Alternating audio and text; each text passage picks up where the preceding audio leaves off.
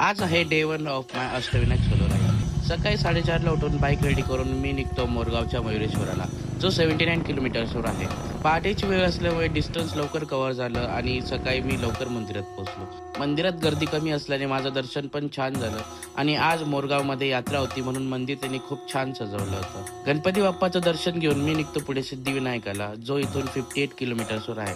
सिद्धिविनायकाला जाताना छान रोड आहे आणि मॉर्निंग टाइम होता म्हणून सनराईज आणि नेचर पण एकदम छान दिसत होतं. सिद्धिविनायकाला पोहोचून मी बाप्पाचं दर्शन घेऊन मी निघतो पुढे थेऊरच्या चिंतामणीला आणि रस्त्यात एका ठिकाणी थांबून छान असा ब्रेकफास्ट करून घेतो आणि कंटिन्यू करतो माझे राईड. थेऊरला पोहोचून मंदिराजवळ मी बाईक पार्क करतो आणि जातो बाप्पाचं दर्शन घ्यायला. दर्शन घेऊन थोड्या वेळ बसतो आणि फोटो व्हिडिओ काढून मी निघतो रांजणगावच्या महागणपतीला, जो 42 किलोमीटर्सवर आहे. जाताना फ्युल अप करतो आणि स्पीड चांगला मेंटेन होतोय म्हणून बाईक पण चांगला ॲव्हरेज देतो. रांजणगावला पोहोचून मी जातो गणपतीचं दर्शन घ्यायला. गर्दी कमी असल्याने दर्शन लवकर होतं आणि मग थोड्या वेळ फोटोज वगैरे काढून मी निघतो माझ्या पुढच्या बाप्पाचं दर्शन घ्यायला.